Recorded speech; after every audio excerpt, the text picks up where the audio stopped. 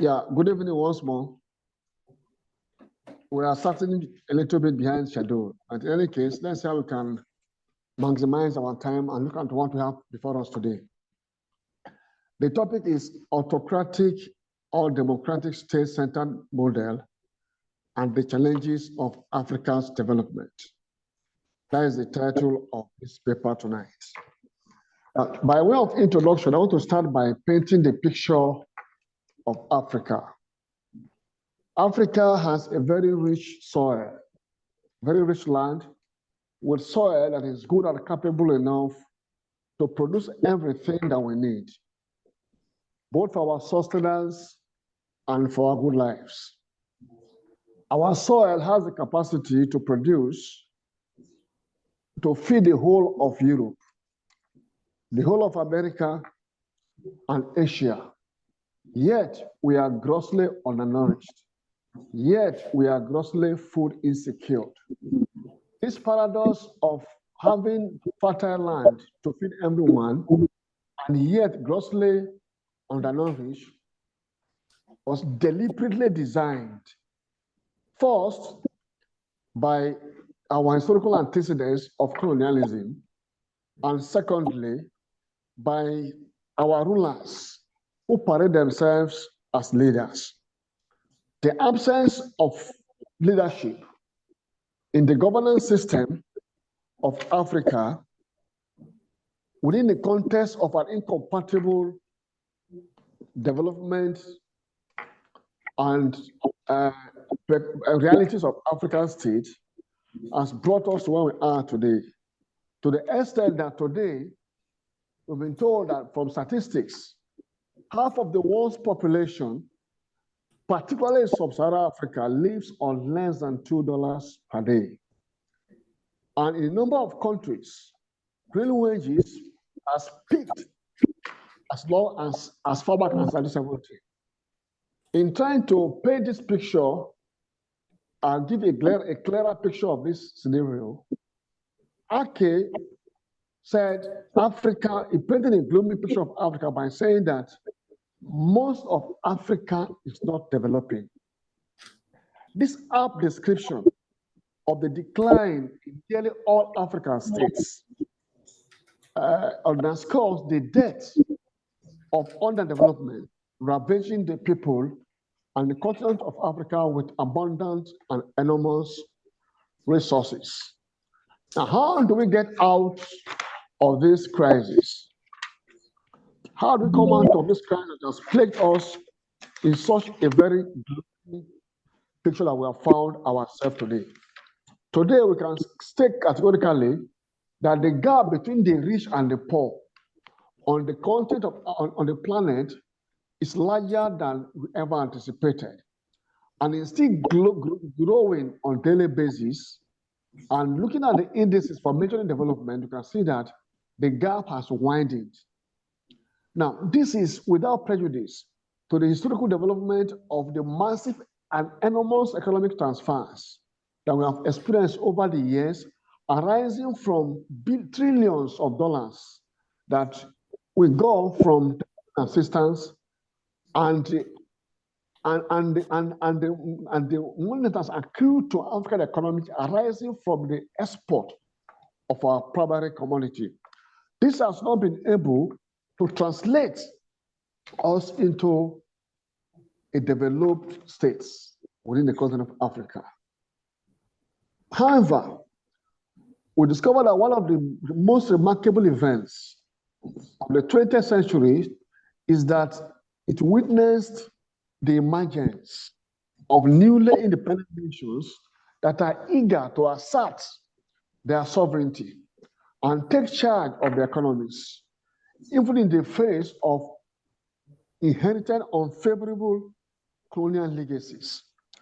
And in the midst of the contending global power dynamics, this has made it very, very difficult for Africa to find its way. But however, in an attempt for African states to come out of this development crisis, we are confronted with which development strategy will be most appropriate, considering the remarkable result of the Asian tiger, Southeast Asian country, who were largely at par or below the African status and independence. But today, they have assumed the position of the first world, leaving Africa far behind.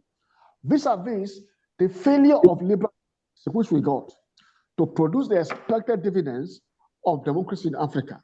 So it is against this backdrop that this paper critically evaluates the contemporary, the contention between authoritarian state-centered development model and democratic centered development model to see the challenges and possibly proffer solution to this problem. In doing that, we are confident with our objectives. What is the main objective of this paper? The objective of this paper is to examine both the autocratic and democratic development models and establish the challenges that both of these models pose, and to also establish and ascertain possible solutions to this development crisis. Then we proceed by trying to identify some understanding this problematic. First, we identify the concept of development. There are several definitions of development. Development is one of the concepts that lacked universally acceptable definition because of the multiplicity, multidimensional, and multicultural approaches to it. However, we try to pick one or two definitions and look at how it helps us to guide our discussion. For instance, Anderson and Woodrow sees development as a process through people's physical, material, social, organizational, motivational, and attitudinal vulnerabilities are reduced and their capacity for progress are increased. Now, Dolisiers defines development as, it refers to development as referring to a process for the creation of nations, for the realization of human personalities, which implies definition in poverty, unemployment, and inequality. Now, for the purpose of this paper, the definition given by CS will suffice. And as I said earlier, he defines development as creating conditions for the realization of human personalities, which implies a definition of poverty, unemployment, and inequality. The problem with this definition is that who creates this condition that will give room to the realization of human personalities, and under what system will this condition be created? That is a problem that we need to find out and answer in the course of this paper. The second concept is autocratic states. Autocratic states has different variants, but for the purpose of this paper, we adopt this definition by saying that autocratic state is conceived as a state or as one in which government plays a dominant role to govern in the economy. Autocratic state is a multi-faceted approach, but the focus of it is that it places the government at the center of economic, social, and political development efforts. Autocratic state can also be seen as a state-centered development, which transformed their society from developing nations or agrarian or rural-based economy to a social and economic prosperity through industrialization and technology updating and advancement. In this kind of system, it is characterized by leaders who are strongly committed to achieve developmental goals rather than personal enrichment. The third concept is democratic state. Democratic state, in this context, is based on the liberal centered development model.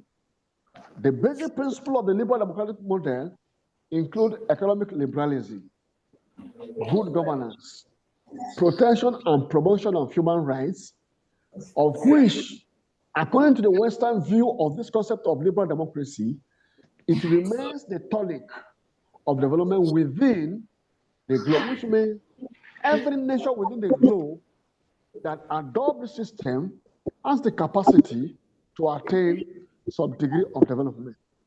Now, from independence of most African states, we can easily say that while most of these countries with Africa gained independence in the 60s, they struggle to ensure economic development and political stability have not only proven negative, but rather it has remained very, very elusive.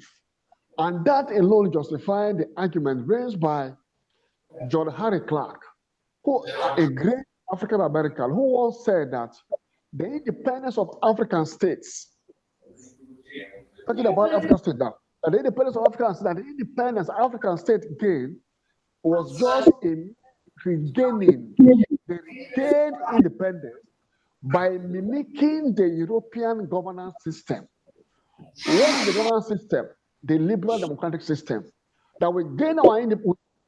We regain means we had independence before. That is to say, before colonialism, we enjoy some degree of sovereignty, but we lost it to colonialism. So by gaining independence, and from 1950s, most of the African states, is that we regain our independence, but this time around is by mimicking the European governance system.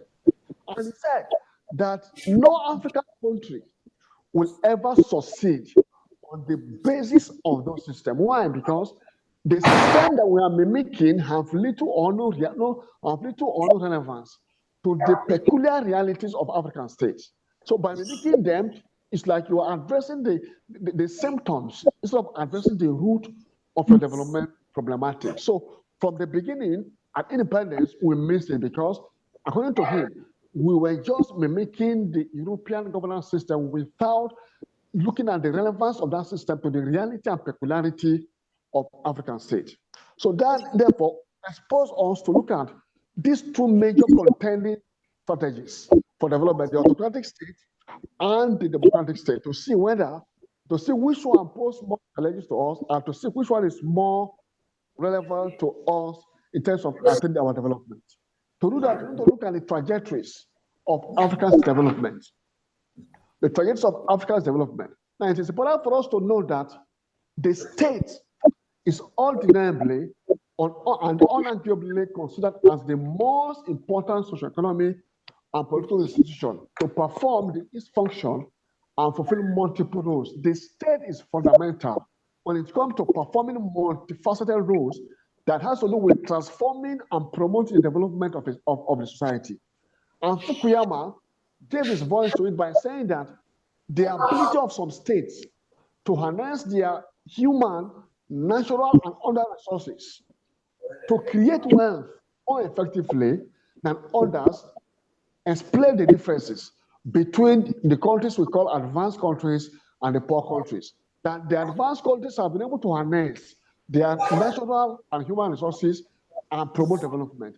And the developing all the poor countries of Africa were unable to harness their own natural and human resources. The difference between advanced countries and the developing countries is the inability of the states or the ability of the state to harness or fail to harness resources. So in our own case now, in Africa, for instance, it's so tragic because tragic in the sense that African states, from independence, we emerged, according to Haiti, we have evolved into what he called a predatory monster.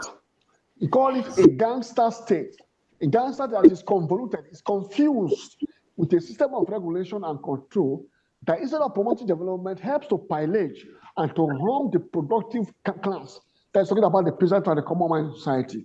That the type of state we have in Africa, instead of advancing, instead of enhancing resources to create wealth, has succeeded in becoming a predatory monster and a gangster state that has helped to pillage the resources by embarking on convoluted strategies and regulations that was given to us by the advanced capitalist countries.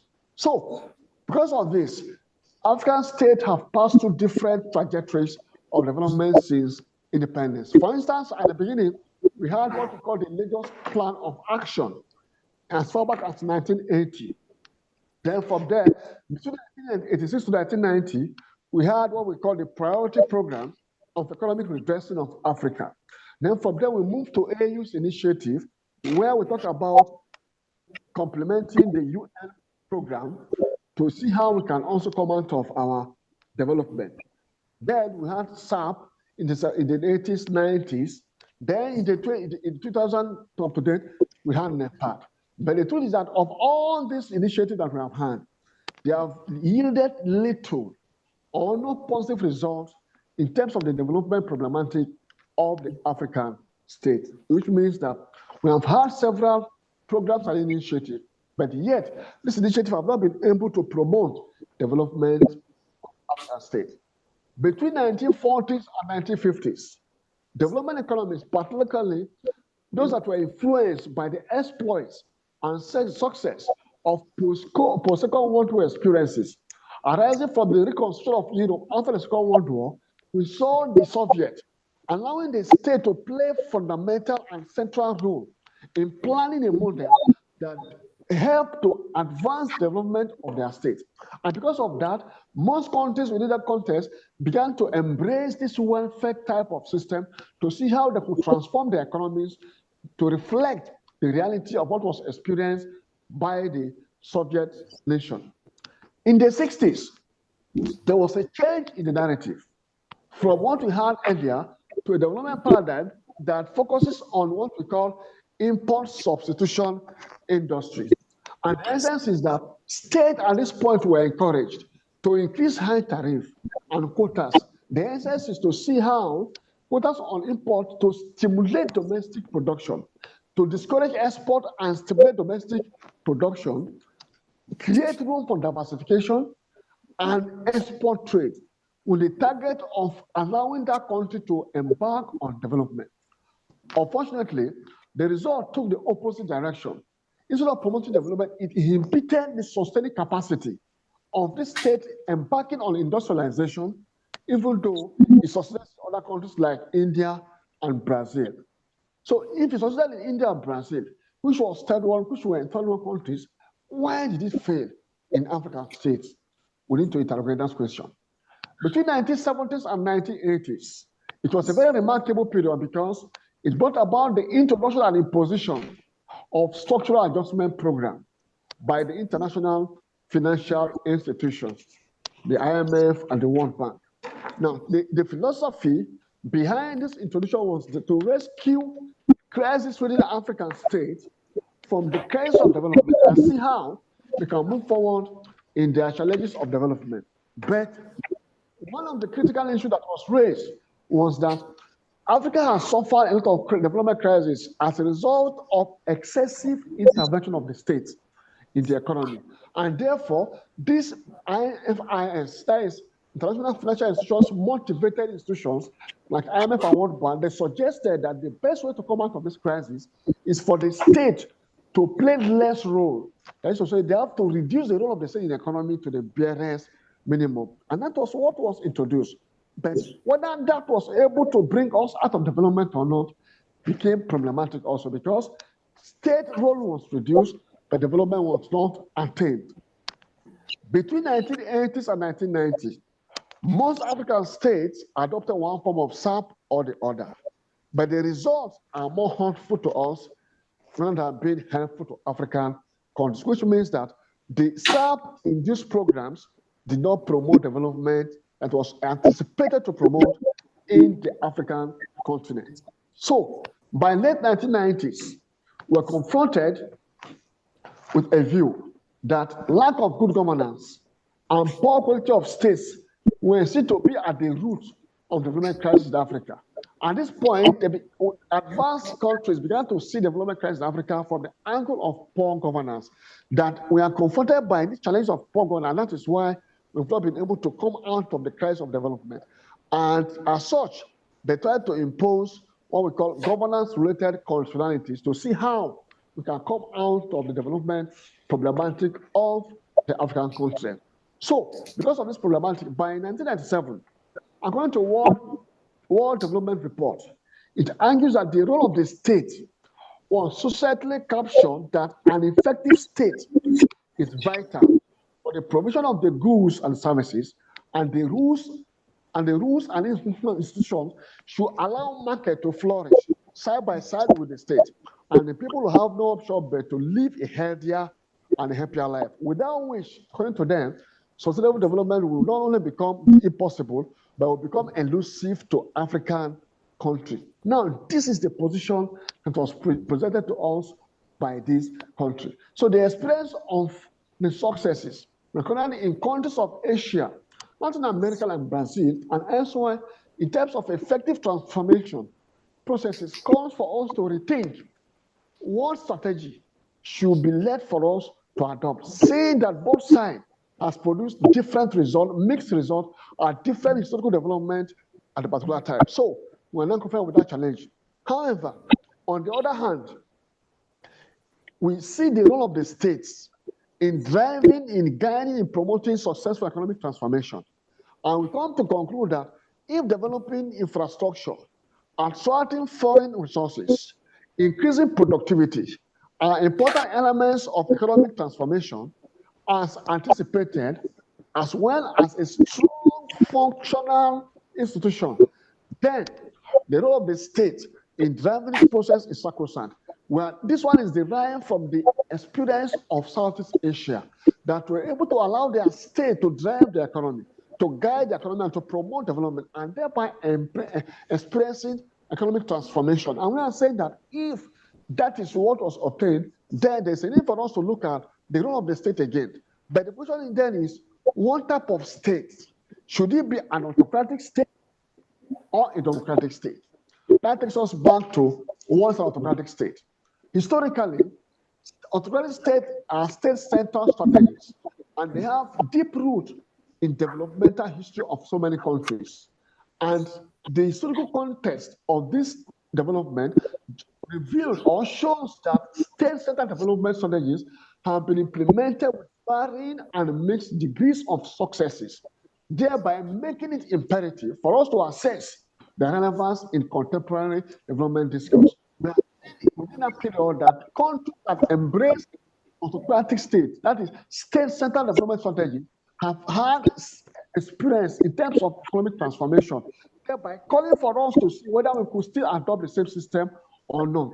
So when we look at the post-World War II period, it has witnessed the emergence of state-led development strategies in Asian countries, particularly in South Korea, Taiwan, India. And they have experienced rapid economic transformation, stimulating industrialization, and promoting export-oriented growth and development.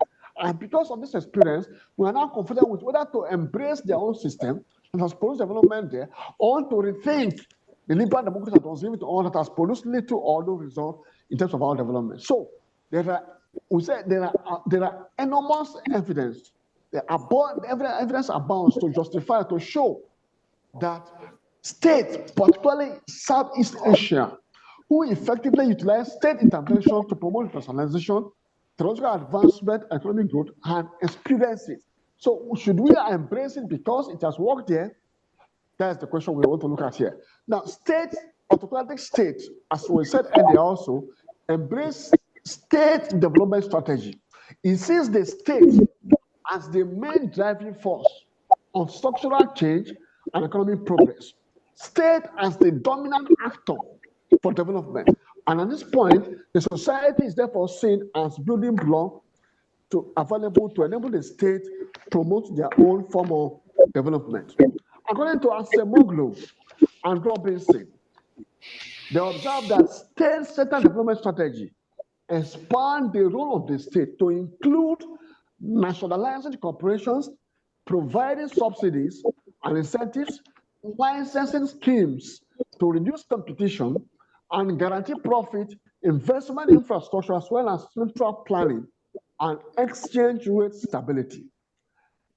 In addition, Martinussen also sees the state-centered development strategy as the use of the state's administrative resources as an engine of growth and development, and as a central planning and redistribution tools.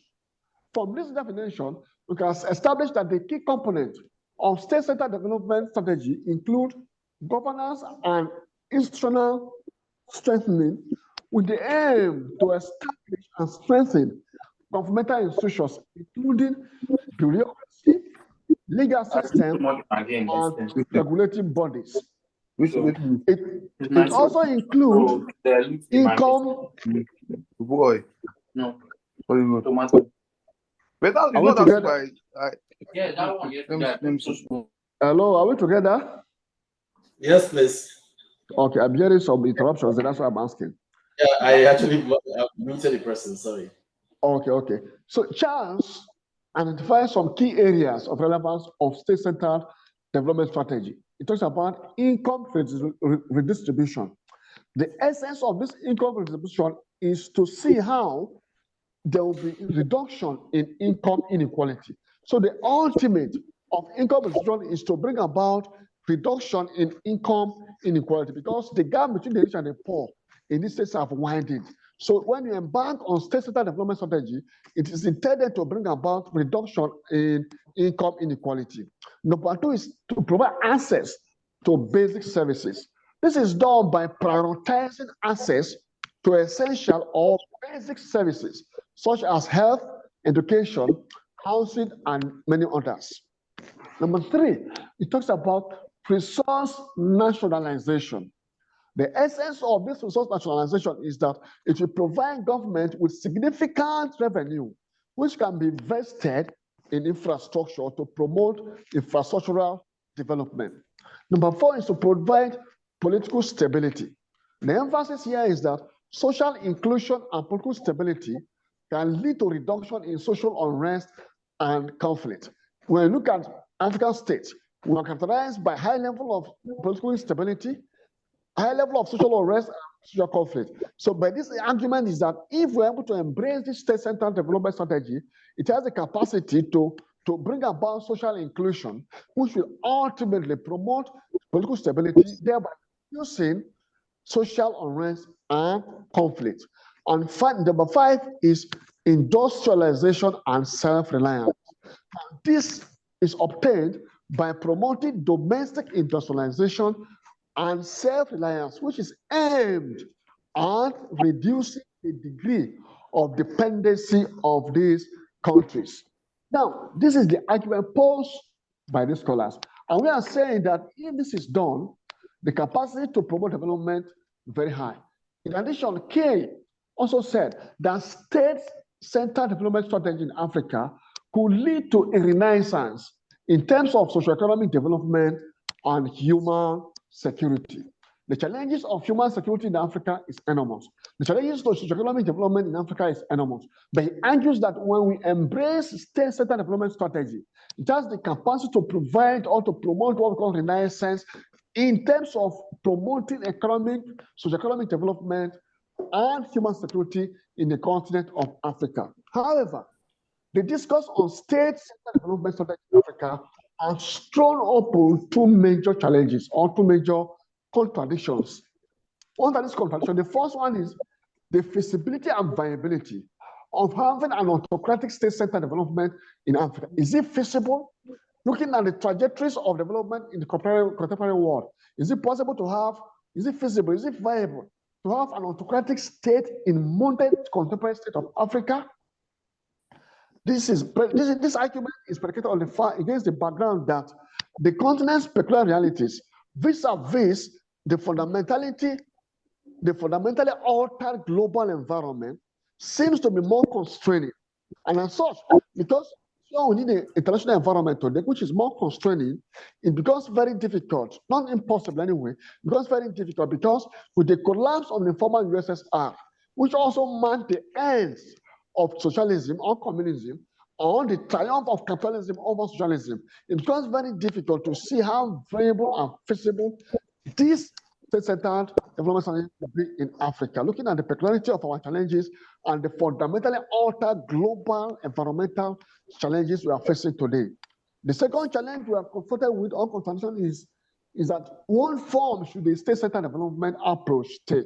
If we say we want it because the advantages it's trying to provide, what form should the development strategy of Africans take? Should it be the ancient type of autocratic or authoritarian model, or it should be a democratic model arising from the tidal wave of democratization in Africa in the 90s. Today, we have not recovered from the tidal wave, or what we all somehow to call the third wave of democratization in Africa, where most of the countries have been advised or encouraged or motivated or compelled to embrace democracy as the only way out. So in the context of this tidal wave of democratization and the contradiction arising from the collapse of the former USSR that has brought about the end or the triumph of capitalism over socialism, is it possible for us to embrace it today? That is the challenge we have. So does the African state have the capacity to embrace this system? We need to find out the solution to it. So the question therefore is, does the state-centered development in Africa require a democracy, or it must have its own specific applicable political system? Must we have democracy to have a state-centered development, or is there any peculiar specific political system that can accommodate this state-centered development? We need to interrogate that also. Now, this is predicated on the fact that this development has brought about so many skepticism. Some people are very skeptical about embracing state-centered development or democracy. And this skepticism is anchored on the fact that the emergence of a viable state development model on the continent, there are a lot of skepticism, a lot of misunderstanding that surround this. And this skepticism is partly as a result of the generally poor of the state-led development efforts in the past, especially in the case of the post-independent states of most African states. If we are going back to embrace state-centered development, what happened to the one we had in the early decades of independence in Africa, where most of the states embraced state model and which brought about embarking on state-owned enterprises, which later collapsed? Should we still go back to it? Because according to Ake said that the crisis in Africa, the emergence of this state-centered development brought about Africa embarking on state-owned enterprises. But there is at the end of it all, this state enterprise was used as avenue for primitive capital accumulation. And this memory is still fresh in our mind, that going back to it again reminds us, rekindle that kind of thought that, look, are we still going back to provide state that will serve as avenue for primitive accumulation?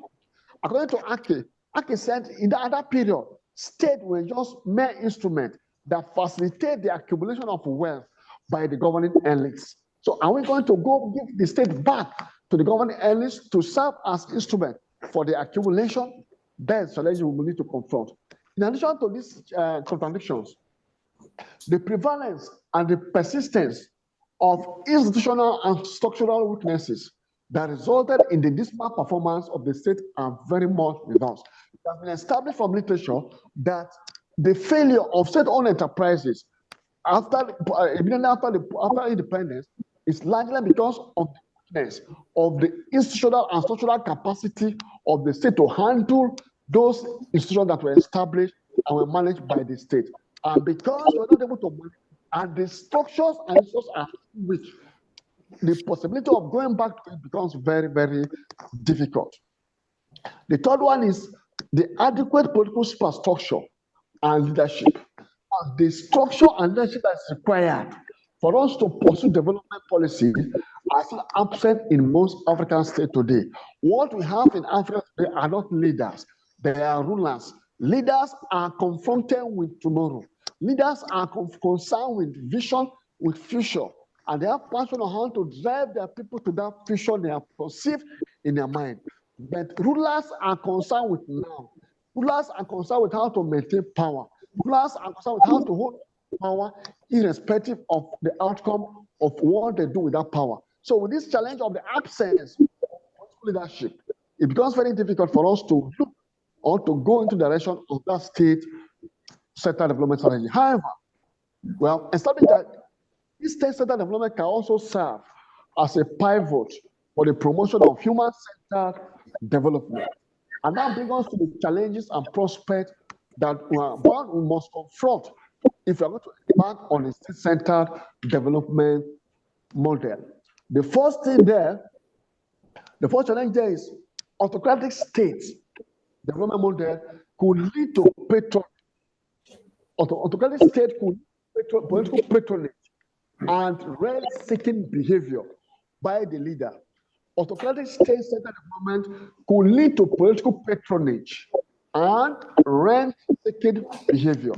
What this implies is that the state can become a vehicle for political elites to distribute resources and favors to their cronies and supporters rather than allocating resources based on merit and the need of the people. Because state will be used as avenue for accumulation for their cronies and for supporters of their interests. That's one of the issues challenge. The second issue is the issue of community participation and ownership. Community participation and ownership. State-centered development strategy that does not involve local communities in decision-making, in project implementation, and the overall ownership of projects, of policies, of programs, of initiative may encounter resistance and ultimately fail to address the specific needs of the people. When the communities are excluded from policy making, policy formulation, and policy implementation, then the sense of ownership is lost. And when sense of ownership is lost, the tendency to generate resistance from the people is high. And ultimately, it may fail to address the specific needs of the people. And one of these, for instance, is it will lead to what we call lack of consensus and participation, lack of participation and consensus building. And once this is absent, then it could lead to lack of sense of what we call national community. Lack of sense of national community will be very, very high because the people will not see themselves as part of the system of the state, but see themselves as victim of the state. Now, state-centered approach may also encounter resistance or skepticism if they clash deeply with the people. Now, the people have their own culture, they have their own beliefs. If the state-centered approach fail to consider the peculiarity of these people, then they may have challenge because these people have a kind of deeply ingrained cultural practices or beliefs in their system before the imposition of the state strategy. So when the state strategy does not take into consideration the peculiarity of these challenges, the peculiarity of these cultural differences and variations and beliefs in a particular community, then the tendency for resistance will be high, and that will ultimately lead to the failure of that state to address the specific need that it intends to address. So at the continental level, therefore, we can see that African states have recognized the need to work together to address issues. Today, we have seen that hope, we have seen that initiative of Africans at the continental level because they have recognized the need for us to work together to address issues of infrastructure development, issues of trade facilitation, issues of regional security. And this is reflected in several programs like the African Peer Review Mechanism of the AU and other institutions like the African Continental Free Trade Areas, which seeks to promote economic integration and boost intra-African trade, which will ultimately promote development of African society. Now, have a look at state-centered development and challenges. Let's go back to liberal democracy and see the challenges of Africa's development in the context of liberal democracy. Democratic states is based on liberal democracy. Don't forget, liberal democracy is alien to African system.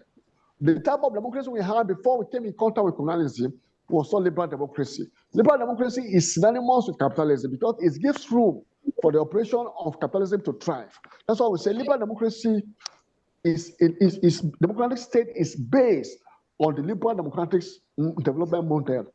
And it's important for us to note that this model has some remarkable, this model has made some remarkable feat in some few African countries, like in Botswana, in Mauritius. We have seen this democracy making way and creating stable economy there. But on a larger scale, it has been a failure. So we need to interrogate why is it that it has worked in small places like Botswana, Mauritius, and failed on a larger scale in most of the sub-Saharan African countries. Again, liberal democracy is anchored on neoliberal policies. Neoliberalism triggered an almost a kind of messianic euphoria about a world economy. They believe that when we embrace this neoliberalism, it has a tendency to grant us, to deliver our expectations to us. So it tried to proclaim, to pretend that we should, when we engage in it, it brings about unleashing of the borderless economy. That is to say, removing barriers, removing restriction, bringing our economy to what we call a borderless economy, which is potential to equalize our relations between countries and between regions. One thing we are saying in essence is that once we embark on this liberal democracy, which characterized by borderless economy, removing borders, removing barriers, removing restriction, it has the potential to equal our relations between countries and between regions. But whether that has been the result of most African countries is something that all of us, they are all obvious for us to see. Because there's this belief, the belief and the core of this ideology of IMF and World Bank is that from the 1990s, we have seen from all practical purposes that these institutions designed to promote development have the issue of focusing on the management of the affairs of most poor countries. I used to say that from the 90s to date, we have seen World Bank, IMF, managing the affairs of poor African countries through these neoliberal policies. But these policies have not been able to translate into concrete development of most of these African states, because for many parts of the globe, the result has been has been in shambles. It's been in shambles because it has not been able to promote. We have seen kind of an abyss that separates the third world poor countries, sub-Saharan African countries, from the advanced countries, and the vision that we're told it was going to achieve.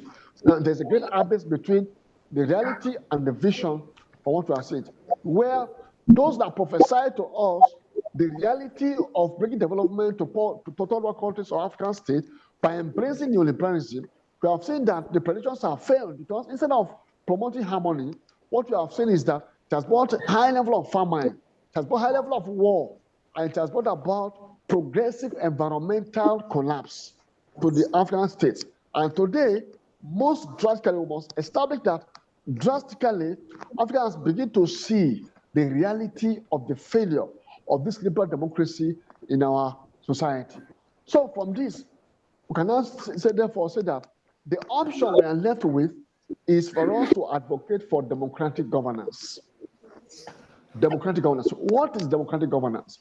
Democratic governance has emerged as a new concept developed by African scholars as an alternative to the much talked about good governance. Now, as I said earlier, from the 1990s, it has been established that the crisis of development we have in African states is largely derived from the failure of governance. So to address that governance, IMF, World Bank, and Washington institutions came up with this idea that once good governance is promoted, help to advance and address the issues of development crisis that we are facing in African states. And good governance, in that context, embrace promotion of human rights, embrace transparency, embrace accountability. But the channels of transparency, the channels of accountability is not to the people, but to the advanced capitalist countries that introduce the system to enable them to have access to economy and give aids and grants to countries that embrace the same system. So it emerged as a concept to address the issue of governance that was raised by World Bank in response to the gross mismanagement of the African government. However, online good governance, which emphasizes such technocratic issues like efficiency, transparency, and accountability in government, democratic governance seeks to link governance with the people. It tries to link the participation of the people in the institutions and the processes of government based on equality of opportunity and equity. That is to say, it goes beyond accountability and transparency in government, to bring in the people to serve as a link between the governed and the governor. Serve as a link between governance and the people, where the people will be involved in decision making, in decision implementation, in evaluation, and in taking ownership of the process and policies that connect to their own life. So that is why we say democratic governance should be the best option that will help us to bring us out of our development crisis. Development governance therefore emphasizes the social aspect of governance, the human aspect of governance. Talks about the social aspect of governance by making it to be human-centered. That is to say, governance should be human-centered, not institution-centered as advocated by the advocates of good governance. But democratic governance, the emphasis there, the thrust there should be social aspect, which has to do with the human factor in governance, the human-centered factor. By doing that, it has a sense in seeing governance from the perspectives of the life, from the life of the people that could be transformed by embracing this form of governance. However, it tries to justify the argument that good governance does not necessarily have to be a democratic system to have. You don't have to have democracy to have good governance. But we need democracy to have democratic governance, because the people who are the subjects and the object of democracy will be at the center of deciding, of participating, of evaluating, of engaging in the policies that are designed to advance their own interests. And once that is done, they have the capacity to promote their own development. So in the light of what we are saying, we can state that state-centered strategies still remain a subject of debate in Africa. It's still a subject of debate in Africa. Why? Because when you try to consider the relevance of state-centered development strategy, especially in contemporary African equation of development, we cannot ignore the forces of globalization and the external factor that confront us. Today, you can't discuss the issue of state without considering the factor of globalization, because the world has become a global village. We are highly interconnected and highly interdependent, and you can't isolate the external environment from the internal dynamics of the state when you are considering the role of the state in modern society. So we must consider the factor of globalization and external factors if we want to embrace the state-centered development. Why? Because globalization is characterized by increased interconnectedness and interdependence, which has implications for how states pursue their development strategy. Today, no state can wake up and say, I want to embark on a strategy without considering the implications such decision we have on the state and the environment, because we are more interconnected, we are more interdependent today than ever before because of the forces of globalization. Therefore, another factor is the external factor, as we said. The influence of the international financial institutions. They have influence of exerting significant control or influence on global economy. And we can't ignore the role of these international financial institutions on global economy when we are considering introducing or exposing ourselves to state-centered development strategy. Because these international financial institutions, they exert pressure on countries to adopt market-oriented policies, to adopt liberalization or neoliberal policies such as liberalizing trade, opening up the economy for foreign investment, to reduction in tariff, and reduction in public expenditure. We all this negate the basic tenets of state-centered development strategy. So when you want to embark on this, you must consider the role of this external factor championed by international financial institutions in terms of their influence in promoting market-oriented strategy, which negate the centrality of state-centered strategy on development strategy. However, while some scholars like Makandawire are of the view that African nations should continue to prioritize state intervention to address development challenges, other scholars like Roots and Kaufman are of the opinion that Africa should adopt a more balanced approach that combines state-led initiative with democratic governance, associated with private sector participation and civil society engagement. Now, there is a need for Africa to balance the approach. If we go on one side to a state-centered approach, we will not be able to survive. Looking at the vicissitude and challenges surrounding the external environment today. And when you say you are going for democracy, you must also look at what type of democracy you want to engage in. So, but when you balance it, the state-led initiatives of critical sector with democratic governance, which gives room for private sector participation and civil society engagement, then the tendency to have development will be very high. However, the sources of a state-centered development strategy depends largely on good governance. Good governance in terms of transparency, in terms of accountability, which democratic governance seems to provide a veritable platform for its realization.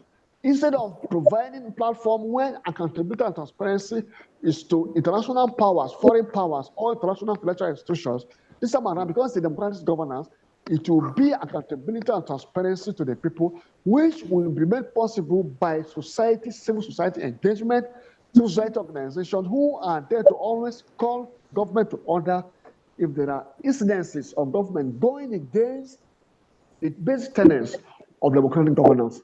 In addition to this, it's also the need to have a very strong governance institution that will help to fight anti-corruption, to fight corruption and strengthen anti-corruption agencies within states in Africa. From all this, we therefore recommend the following.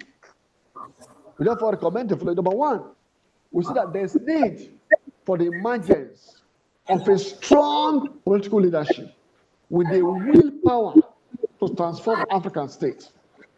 One time, American president was asked, what does it take to send the people to the space, to the moon? He said, what it takes is the willpower. So we need leadership with the will. As I said earlier, what we have had in Africa, except in some few instances, what we have had over the years in Africa are rulers, not leaders. Leaders are driven by vision. Leaders are driven by passion. Leaders are futuristic in their thinking. Leaders are always motivated to drive their people to the vision of the end they have seen. The rulers are motivated by now. They are surrounded by immediate gratification syndrome. They are motivated by how to hold on to power and maintain power at all costs. And with this, promoting development that will advance the interest and the quality of life of the people becomes less important to them. So we need a very strong political leadership with a strong will to transform African states. Number two, we need to strengthen governance structure and institution by promoting transparency and accountability within the state. This can be made possible by civil society engagement, by community engagement, community partner engagement, and social engagement with the state. When the institution of the state begin to engage themselves with the organs of the state, then it will help to strengthen governance structure of the state. Number three, promoting active involvement of civil society organization, citizens' inclusiveness in the development process from conception, formulation, implementation, evaluation, where the people take ownership of the process. We need citizens' inclusiveness. We need citizens' engagement. Let the people decide what they want. Let the people decide how they want it. Let the people decide the process. Let them take ownership of the process and see how a society can advance. Once this is done, it will help to advance and transform the development of African states. Number four, policymakers should also consider local context, cultural dynamics, and the evolving challenges of the contemporary world. Now, liberal democracy, as it were, is an imposed system on a strange environment. The peculiarity of African states requires that we need to embark on policies that must have local context. Not necessarily because it's working in Europe, no. It must be situated within the context of Africa. It must take cognizance of our cultural dynamics. It must take cognizance of our evolving challenges in the contemporary world. So in as much as we're looking at it, we must think global, but act inward to see how our own individual peculiarities will be taken into consideration in developing policies that will help to transform the economic situation of the African states. Then, number 5, we need a holistic approach. A holistic approach is required. This approach is designed to combine state-centered initiatives with civil society engagement, international cooperation, private sector involvement for addressing complex and also interconnected issues facing the African countries. And finally, it must also enhance the effectiveness of democratic governance. It must enhance the effectiveness of democratic governance. And once this is done, then the tendency for Africa to move out of where they are to where they ought to be becomes very high, because the need for a stronger political commitment, the need for adequate resource allocation and utilization, the need for institutional capacity building is required if you must break and come out of the wood of development crisis that we are facing in Africa. That brings us to the end of my presentation. Thank you for giving me your attention. Thank you so very much, Professor Jacob Audu of the Ahmadu Bello University, Nigeria. We really appreciate your knowledge, your resources, your time and commitment to this area of research. It has opened our eyes to contemporary realities concerning development and political systems in Africa. We would at this point take questions and comments. If there are, the floor is yours, everybody.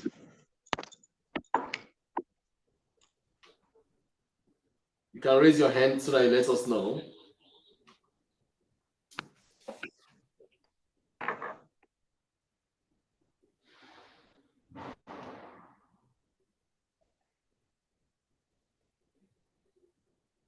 Any question? If there are no hands raised, we may not be able to know if there are questions.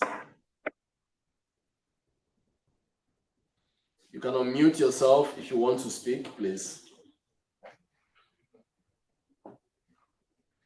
Professor Audu, I want to really ask, mine will be a contextual question. With the birth, or rather the gradual effect, the gradual acceptance of the African Intercontinental Trade Agreement in most countries, with the ratification agreement, do you think that there is a future in that policy? And do you think that will be effective in helping Africa galvanize trade as well as promote development from within? We're talking about linking communities through trade and then helping development to come through the grassroots. Thank you, sir. Yeah, thank you very much for that question. Yes, I will tell you yes. It has potentials to generate and promote development of the continent. But that will not be, to not come on a platter of gold. It also places a lot of responsibility on African states. If you're talking about trade, what commodities are you going to trade with? African state is known for primary commodity export countries. We don't refine, we produce, I will say, raw, without adding value to it. But now, if you look at what's happening globally today, in the past, we had the scramble for Africa. Today, we have what I call the imminent surge of developed countries in Africa. We see the Russians taking keen interest in Africa. We see the Chinese taking keen interest in Africa. The US, the French, France, all of them are showing keen interest. Africa has become a battleground for resource competition among these major powers. Now, we need to appreciate our own endowment also. as I said earlier, we are highly endowed with enormous resources. So these resources, we have to place the responsibility on the states, perhaps in collaboration with some individuals within the states, to see how we can exploit these resources, to see how we can make it, we can add value to it. Then after we have removed the barriers, Africa is about 1.something billion population. So it means we have an established market already. There's nothing you produce in Africa that we don't sell. But the question is that, are we producing?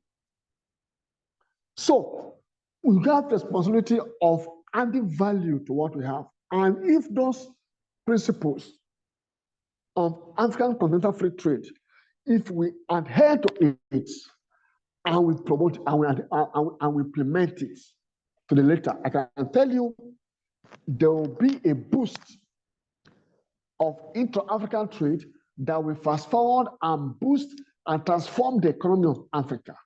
But we must leave this consuming mentality to producing mentality. No countries develop by consuming, you develop by producing. So we need to reintegrate that into our mind and begin to engage in productive economy. And once that is done, with the removal of all the restrictions and barriers arising from this continental free trade area, then Africa will begin to, there will be a new song in Africa. Thank you very much, Prof, for that response. Thank you. There is also this question on the new partnership for development in Africa. Yes. These are popularly known as NEPAD. NEPAD, yes. Over the recent years, there has been some level of silence with that policy in most African countries. Yes. And the development is actually challenged in Africa today because of issues of conflict, political leadership crisis as well as climate change realities at the community level. Or do you think that some of these challenges, do you think that Africa needs a new policy? Because there seems to be a level of ignorance or a level of abandonment of previous policies. And even the Vision 2063 of the African Union to silence the guns seem to have been abandoned by leaders.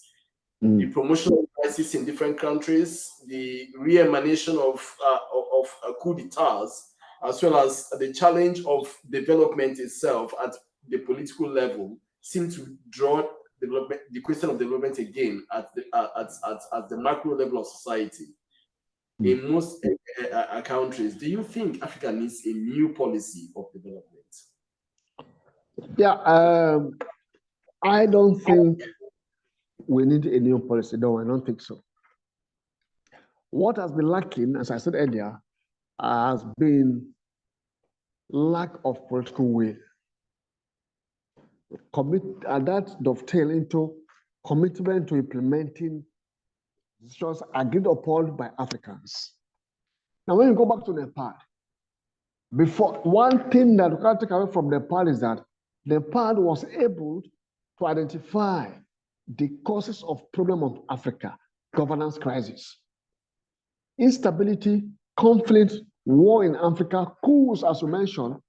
Largely, they are governance crisis-driven conflicts. The causes of our crisis is largely governance-driven. And Nepal made a provision. We had what we call Africa Peer Review Mechanism, a major platform where Nepal, where countries of Africa will subject themselves for a peer review. But over the years, we have seen reports of this APRM submitted to countries, and countries rejected those reports.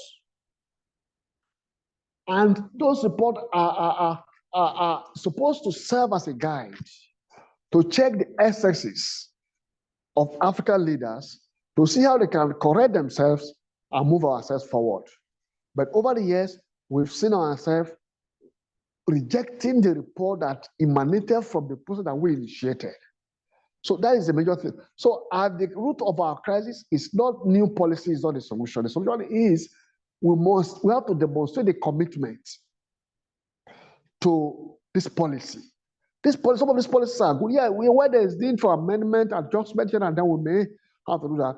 But the policy itself is not bad. What is bad is our inability to implement, to show commitment to the policy that we have agreed upon.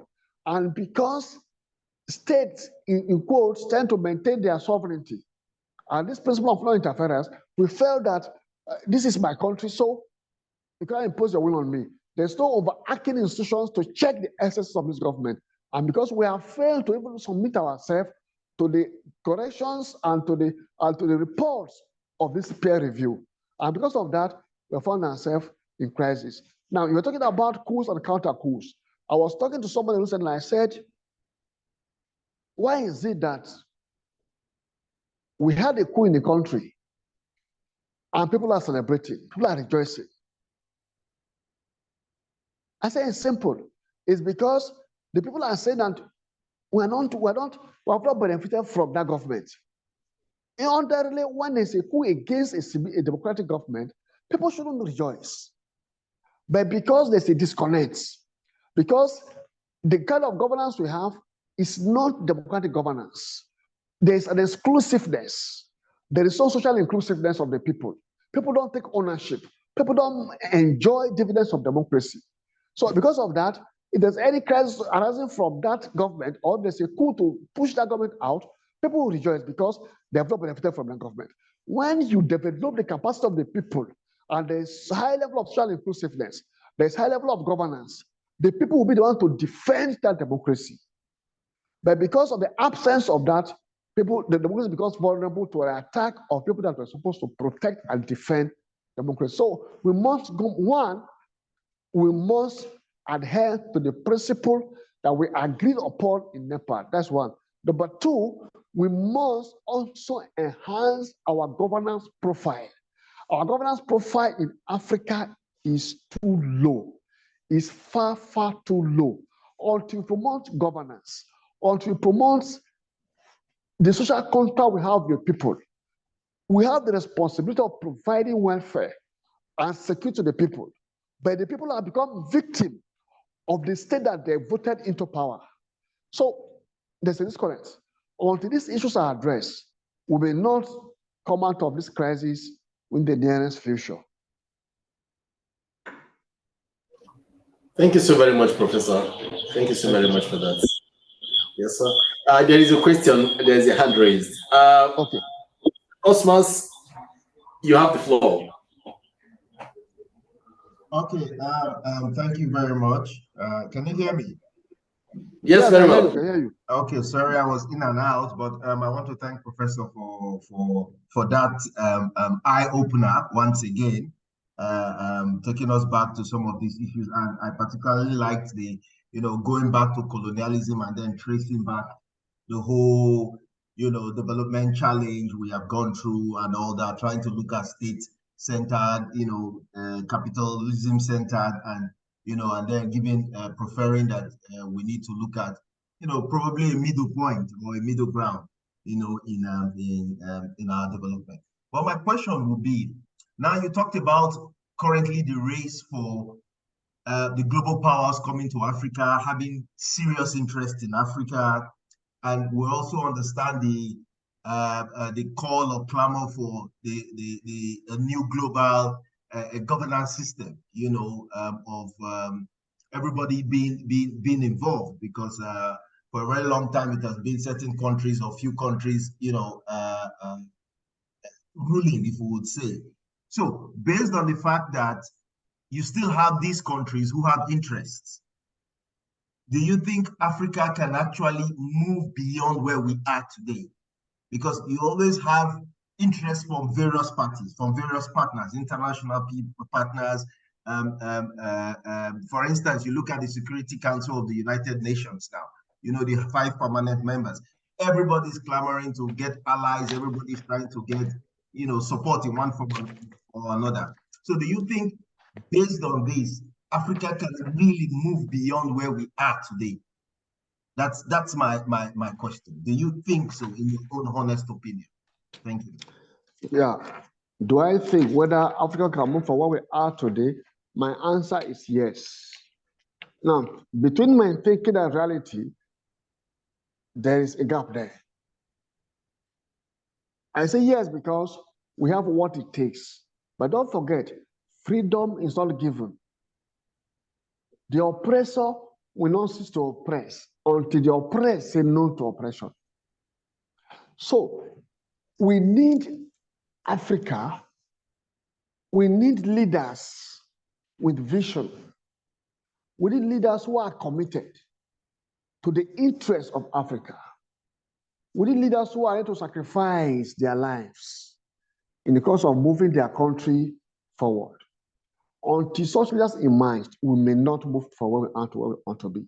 Now, why are they coming to Africa? Because we have what they don't have. We need to appreciate that which we have that they don't have.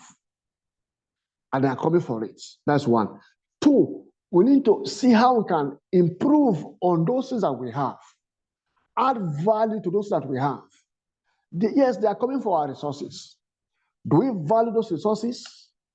And we must disconnect this rentirism of a thing. We are practicing in rentirism. Rentirism gives you the opportunity to sell your resources at crude level, and you are paying rent for it. And the last chunk of rent that you get are usually siphoned by the managers of the states. But a leader who is committed to his people will not go to that extent. So it's possible, but it will not come on a platter of gold. It will come with a lot of sacrifices. Sometimes it could cost your life. It will come on a platter of commitment on the part of leader.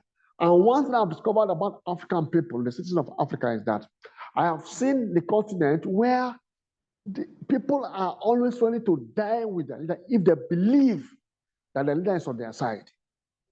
An African person is ready to go to any length to protect and defend their leader if they are convinced that their leader is on their side. But we've not had such leaders yet. Or to begin to have leaders emerge from the base and are in touch with their people. We have leaders in Africa, I won't call them leaders, I call them rulers. We have rulers in Africa who can't even access their own villages, who can't even go to their own places. Why? Because there's a disconnect between the office and where they come from. We have leaders who don't even visit their own hospital. When they are sick, they go abroad. So what is wrong with you developing your capacity at home? That's where commitment comes in. Now, it is surprising that when you go out of the country for any of this foreign country for medical pilgrimage, for instance, you see that we have Africans there treating them over there. So why won't you make the environment conducive at home for your own people to remain here and take care of your own people here? Now, something happened during COVID-19. One of my friends called me from the UK. I said, Doc, do you know what happened today? I said, no. He said today he was in the hospital with Boris Johnson. I said, I don't understand. He said, yes, now both of them came for checkup. He was also there. They came to the same hospital for checkup. And I asked him, he now asked me, do you think in your lifetime this is possible in Nigeria? I said, it's possible, but it's not practicable at the moment. So we need to develop this capacity. We have what it takes. They value what we have, but we don't value what we have because of our selfish interests. So until we begin to rethink and go back to the basis, we may not come out of it. And they take advantage of that gap that we have created. So that liquidity that we have created is what they take advantage of. I want to keep us perpetually where we are. Now, if you read this work by Eric Renant, he's a Norwegian scholar. Eric Renant, he talked about how rich countries got rich and why poor countries stay poor. That is the title of his work. Now, in that book, his argument is that the advanced countries of today, when they were at this level that we are now, they allowed the states to promote development, to drive their development, to guide their development, and allow the manufacturing sector to drive the economy under the control of the states. But having attained the level of development, they don't want others to attain their soul. They don't advise and encourage you. You don't need to produce. Open your economy. Others that are producing will come and will export to your country. And that's where we found ourselves today. So you have cocoa in Ghana, but you buy imported chocolates in Ghana. You have crude oil in Nigeria, but you buy PMS petrol, imported PMS petrol in Nigeria at a higher price. So until we say no, if I have cocoa, let me bring out chocolate from it. If I have crude oil, let me bring out my PMS for it. And if I'm selling to you, I'll sell it at the price defined and determined by me. Then that is what we'll come to realize. And that is why the African Continental Free Trade Area will help us. But as I said again, we need to take responsibility on our own as leaders to say, no, we have to do this. When we sit up, they will respect us.